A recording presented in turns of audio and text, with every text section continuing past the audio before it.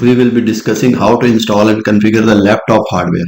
Like laptop hardware, if you can see right side, there is a motherboard of laptop, not the desktop. For example, if we want to see different type of ports on the side, if we want to see the processor chip inside and the RAM and different kind of PCI or PCEI slots, different chips are there, CPU slot is there, memory slot is there. So we need to basically not understand what is RAM, because in simple computer courses we understand what is RAM, what is RAM types, ROM, EPROM, PROM, and but here we will be discussing about a troubleshooting mechanism. Like if you have a job in some kind of organization, so you need to bring something with toolbox. And if someone is saying that my laptop is not working, my RAM is not working, I am getting blue screen, and different kind of troubleshooting we will serve. So if you have to do different kind of troubleshooting, so you need to open the laptop and you should know where all the for example, if we have to replace the keyboard inside the laptop, then that is very difficult. Outside of the computer like box, there is a separate mouse and keyboard you can attach. That is usually we call peripherals. But what is peripheral? Anything which can connect outside from the computer. Like keyboard is a peripheral because we can connect it from outside. Mouse is a peripheral because we can connect it outside. Printer is a peripheral because we can connect it outside with the cable. But here inside the laptop, computer, keyboard and mouse and everything is built in inside. So if we want to open and replace the keyboard, that is difficult because we need to open full laptop from backside. We need to remove all the hard disk and what you call RAM and everything we need to remove. Then we can access the keyboard because keyboard is upside. We have to open the panel from backside. We need to remove all the hard disk and everything. Then we can only replace the panels. So replacing a keyboard wireless difficulty from the model without with some laptops, removing the old keyboard can be easy, but you need a screw and button, whatever the toolkits are required. Then you can just open the keyboard from that side. Usually what happened when you open this laptop, some kind of paneling there, so you need to push it very carefully. Yeah, otherwise you will broke the hardware. So replacing a keyboard in the laptop is little difficult than the other.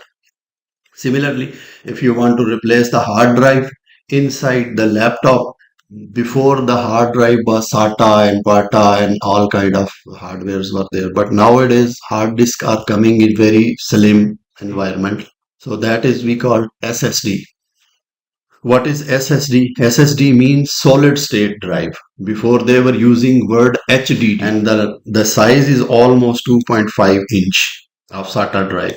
Like before, the hard disks were very big and we have to connect a big connector and then we have to give the power to that hard drive. And if we have to use two multiple hard drive inside the laptop or inside the desktop, we need some kind of jumpers. There are some pins inside the motherboard and we need to put jumper inside. For example, I want to copy all the data from one hard drive to another hard drive. Then I need to connect another SATA drive with another power connector, and then we need to change the jumper.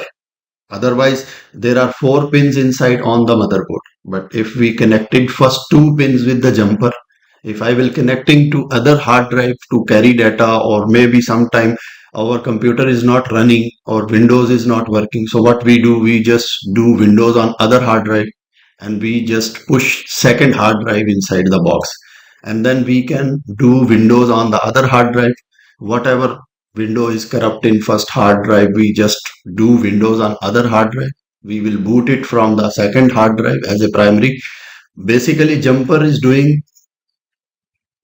making primary hard drive to secondary hard drive. Like we are pushing secondary hard drive. If we will try to run on the same model, the first drive will be primary.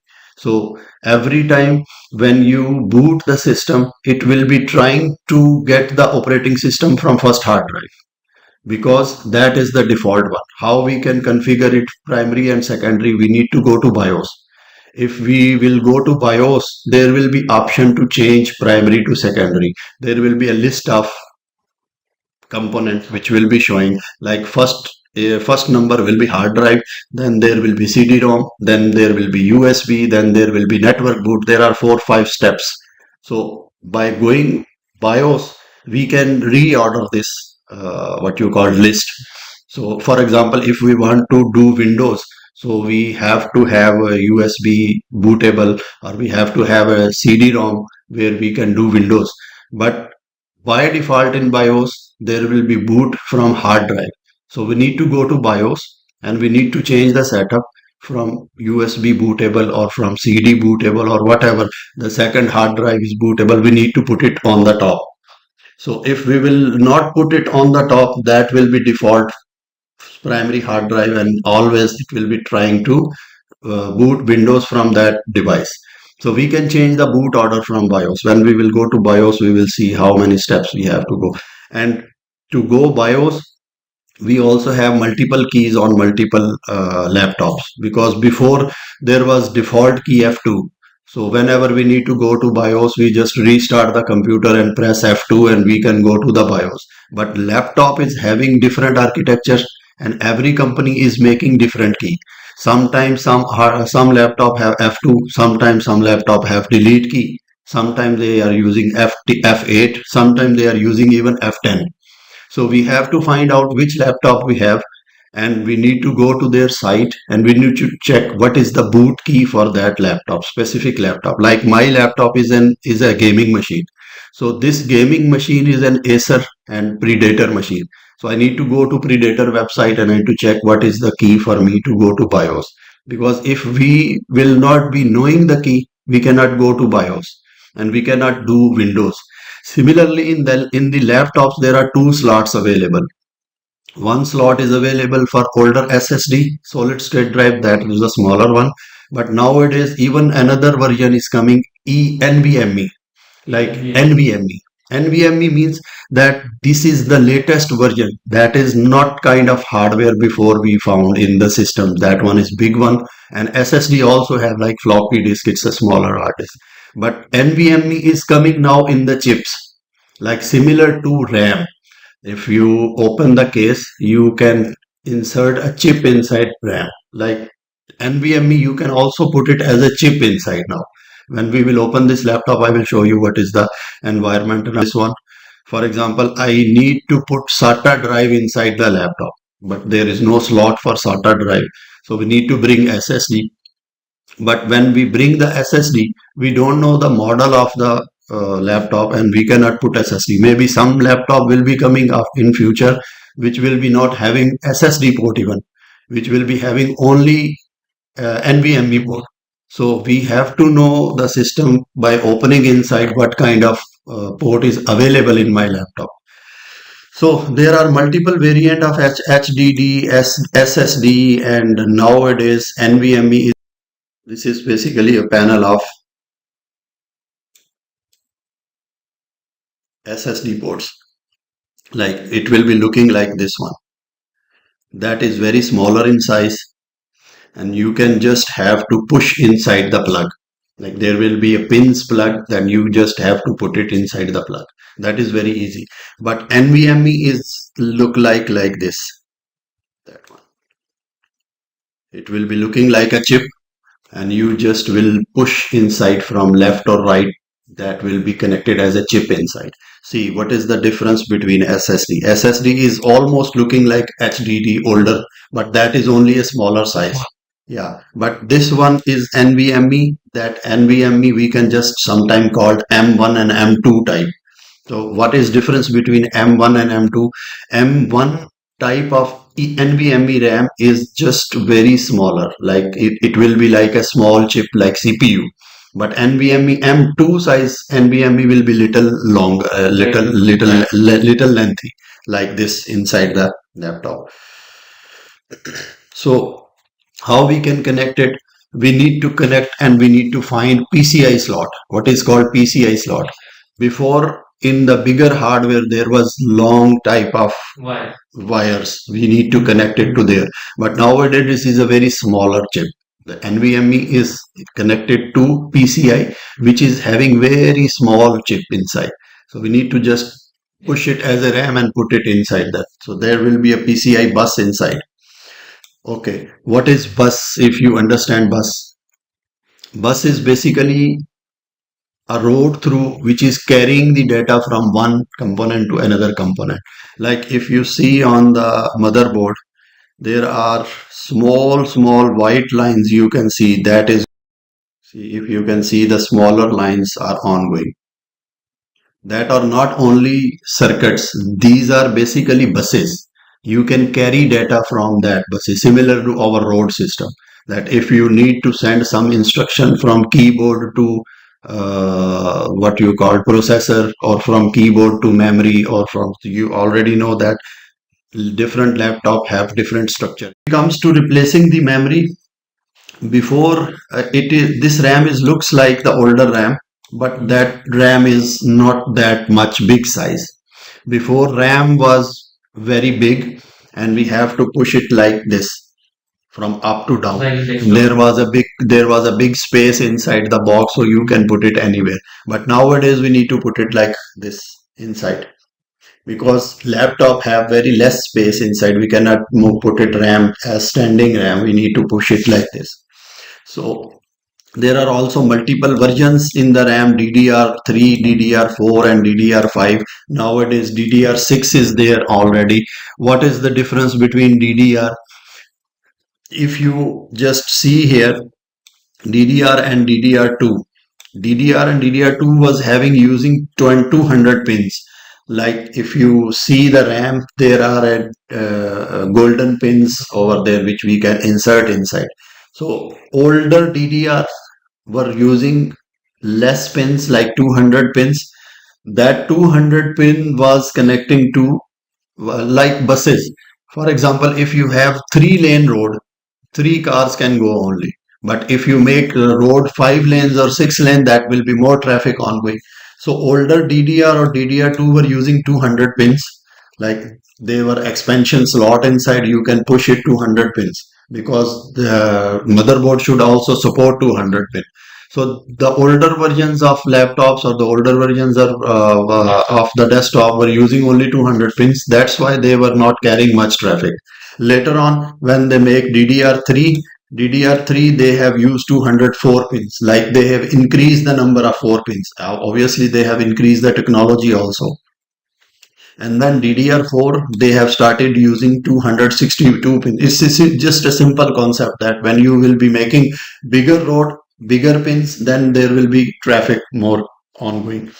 Nowadays, for DDR5 and DDR6 have made very big difference. They have made the smaller number of pins, and they have just gone from 200, 300 to directly thousands. If you can make, for example, thousands lane on the road, then there will be thousands car on way. So that is why they have just gone up to 4800 MTS. And then the carrying capacity before was just 20 GB or 30 GB, like 40 GB, maximum 100 GB was there SSD, until we can reach out to DDR5 and DDR6. So you can see DDR5 is from starting from 8 GB, then it goes to 16 GB, and then it is gone to 32 GB. We cannot consider before inside computer we were just buying MB RAMs, and then maximum RAM came out 1 GB.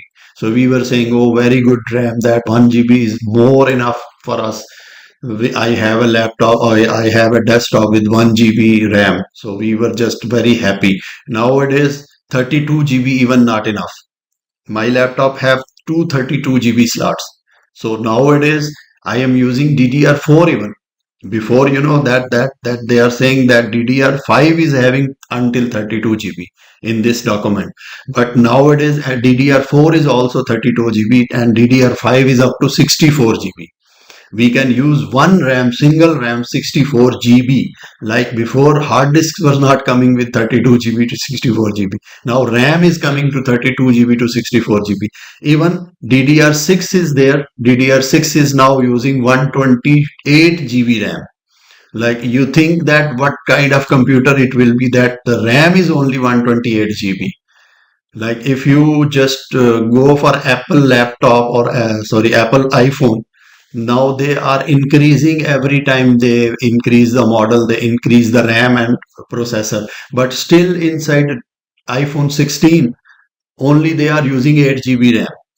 So you think that 8 GB RAM inside mobile is having very much capacity, then inside the laptop, if you use 128 GB RAM, then how much it will be possible? Okay, there is a little difference also. When you have to push inside this RAM, you should know the cuts from right side and left side. There were DDR RAM, that DDR RAM was having round cuts from the side, old one, DDR2 or DDR3. Before laptops was coming, my laptop, which I will open here with you, that is older one. So in that older one, the shape was round inside the motherboard also and inside the RAMs. If you can see here, I think, yeah, see, that is round.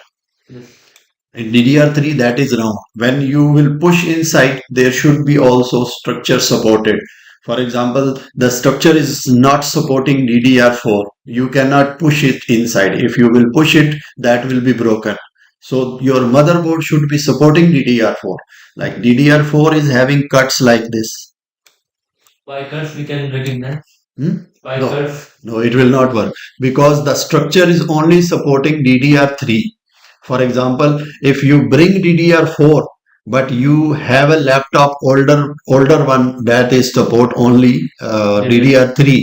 If you try to push DDR4 inside, first place hardware will be damaged because that is, that one is round and the other one is just square.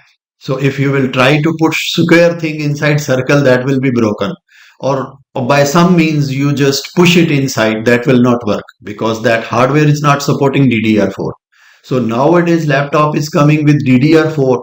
What people don't know, they because they didn't open the laptop, they don't know the structure, that they cannot push the RAM. So they will just bring and they will just try to push it inside. Whatever, they will break the hardware or they will just make hardware unusable. So after that, DDR5 is also having this shape, but there is one huge difference also inside DDR5. If you just see the cut, this cut should be going inside. Before DDR3, it was way left side. Like that structure was having like this. If you have to push inside, that cut was only left side. Then DDR4, they have pushed it little bit right side. And then in DDR5, they again push it little bit right side. Now DDR6 is coming, which is very central. Why they are changing the space? If you have any sense why they are changing the space of the cut? No. There is a monopoly behind this. They are just making money from it. Why they are making money? Because if they will be making same structure of the RAM, people will not buy new hardware. People will just say that is also working inside my chip, I can put it inside, that will be working. But they are just making little changes. The monopoly. What is the monopoly of Apple? They are making every year's a new model of iPhone, but they have very little bit changes inside, and they are just complaining that we have changed this one, this one, this one. In the social media, people are making jokes also. They are just changing the button layouts and they are saying we have made very big changes. So there is some monopoly also ongoing in the laptops. They are just changing the layout of the hardware. They are just changing some slots of the hardware. So people will not use the older laptop. They will try to go for the new one. Otherwise, what will happen? DDR3 is there with the same structure, circular one, and on the side cut, they will bring just DDR4. They will not replace the hardware. They will just bring one more RAM. They will put it inside. So if they want to use the latest hardware or latest RAM or latest technology, they have to buy for another laptop or they have to go for latest hardware, because the latest hardware will also have some changes. Because before we have just discussed buses. Buses also have speed. If you are using the older buses and you make road from 4 lane to 8 lane, there will be no use because buses are older. So you have to replace the buses also. You have to replace it with the latest buses. Then the speed will be going on. So every hardware is coming new one that is also changing the bus speed. So if you will not change the motherboard, that the speed is more, but it will not work because the buses are not carrying data up to that speed. Okay, so when you are just replacing the RAM, there are precautions that you have to be protecting yourself. Like why you are protecting yourself? Because these RAM have very sharp edges. Like before RAMs were coming that were very thick. If you are just holding in hand, there is no problem. But nowadays RAMs are coming very slim. For example, sometime you have hold RAM inside and something happen, it drops in, and it can cut your hand. So that is why they are saying nowadays the hardware is coming very slim. That will be very sharp. Sometimes this RAM can cut your hand like a knife. See if you can see the edges of this RAM. Before RAMs were very thick. Nowadays RAMs are very slim. Like if you will hold it, that maybe you cut your. So they are just saying precautions that if you are installing the RAM inside, try to be protecting yourself. Maybe you wear some gloves or something like that. Or also it can make electromagnetic effect on that. So you just there is one cable available. Just put it here and put it on the ground. Maybe you will not feel current or something like that. So you have to make yourself grounded. That is basically grounded, earth grounded mechanism. That cable, what will do, it will discharge the electric signals from the laptop that you will be pushing here, and then you put it on the ground. That will make unstable, that you will not feel current or something like that. One thing, you have to be yourself grounded, that your device. And the second thing, you always wear gloves, that this can damage your skin or something like that. Okay. And the second thing is, you have to remove all the powers. For example, you have connected charger with your laptop and you are just opening and replacing the RAM. Maybe that can damage your RAM, or maybe current can damage yourself. So you have to be removing all the powers.